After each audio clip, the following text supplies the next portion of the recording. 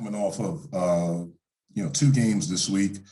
So congrats to them. Disappointed in the loss. I thought we fought, we did some good things, but you can't turn the ball over 18 times and you have to do a better job from the foul line. I thought those 2 things were a big part of the game and a big reason why we weren't able to get the win. So congratulations to them. Any questions? Jeff, with the you talked about the turnovers there. From your vantage point, did there seem to be a common theme with them? Were there things that Well, we talked about coming into the game that we have to be strong with the ball. They lead the league in steals. I think they average around 9 steals a game and force 15 turnovers. So we knew that. We weren't strong with the basketball. Some of the decision making wasn't good. That's what happened, but that's what they do. That's their defense. They steal the basketball. Jeff, you guys went through another rut where you scored like 4 points in the last 8.5 minutes of the game.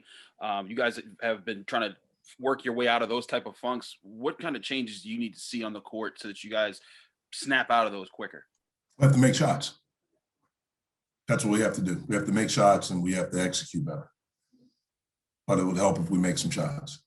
We did in the second half. We shot 60% in the second half, but like you mentioned, down the stretch, we have to be able to play through contact. There was a lot of contact out there today, and we have to be able to play through that. We have to be able to finish through that, to finish through contact. We had a couple of opportunities in transition where we have to finish. Where we don't, we get fouled, but we went 1 for 2 at the line or maybe 0 for 2. In those situations, you got to finish. Jeff, your thoughts on Ithiel Horton's game? Yeah, he played well. Made some shots for us. Got into a good rhythm there. Ithiel's a good player. We need him to believe all the time he's a good player. What can you say about the difference in the first half, the second half for Audi's Tony? I think he didn't score the first 18 minutes, and I think he finished with 15. Yeah, we was able to make some shots. Sometimes it's just as simple as that. He was able to make shots.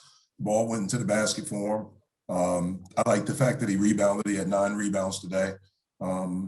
Which is something he hadn't done in the past few games, that he had done really well at a very high level early in the season. And so he just got to make some shots. Jeff, with a week to prepare for this game, did you have a good sense that things might have gone better than what they did? I don't understand the question. What I mean is you had a lot of time to prepare for this game. Did he feel maybe you might have had a better effort, had better production from you guys because you had so much time to prepare? We didn't have a bad effort. Our guys' fault. We played hard. There were some mistakes that we made that just happened sometime in the game. So I don't know exactly how to answer that. We did have a week to prepare. I thought we were prepared. In the first half, we turned the ball over 13 times. That's something that we didn't prepare for. But they did a good job of stealing the basketball, and we were careless. And I thought we settled in the second half. We didn't turn it over quite as much in the second half.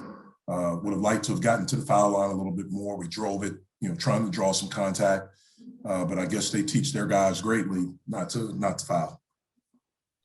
Jeff, what were the biggest problems Wright gave you guys down low today? Yeah, well, he's a really good player, and I think he's given a lot of people in this league problems. He's patient. He's a high percentage field goal shooter. Offensive rebounds. They play him. They run a lot of stuff through him. He leads their team coming into the game in field goal attempts, and had a heck of a game this afternoon. Jeff, what can you say for X's work? He came out looking, he struggled in the first half with 5 turnovers, but you saw him be a big part of the comeback that allowed you guys to tie it up and get back in the fight. Yeah, he had 6 turnovers in the first half. He's got to be better there. We need him in the game. It hurt us when we didn't have him in the game, when that call was reversed from a foul on Alvarado to a foul on Xavier and a flagrant. All of a sudden it becomes his 3rd and 4th foul. And we have to get him out of the game. And so had to sit for a while. There were a lot of minutes left. But we need him in the game. Played 11 minutes in the first half, only played 9 in the second half. There's a difference when he's not in the game for us. The two technical fouls early in the second half. What happened with those two plays? The two technical fouls when? Early in the second half. Yeah, I don't know. You have to ask the officials on it. I don't know. I don't understand it. I don't know. Jeff, you had talked some, a little bit earlier about contact in that game. How did it seem to impact your guys, and how did they seem to kind of handle it? Well, when you're playing against a team that's really going after the ball, swiping at the ball, trying to get steals, you just have to be able to be mentally and physically tough to finish. You have to be able to finish through contact. And then hopeful that, if there's a lot of contact, maybe you get a foul call. Until it was 13, 15 seconds left, they only had 14 fouls in the second half. And, we're a team that tries to drive the basketball. And so we have to do a better job of playing through contact. We have to be stronger. And we had talked a little bit earlier in the season about Ithiel being maybe a little bit too much, of a perfectionist, of putting too much pressure on himself. How much have you noticed that sort of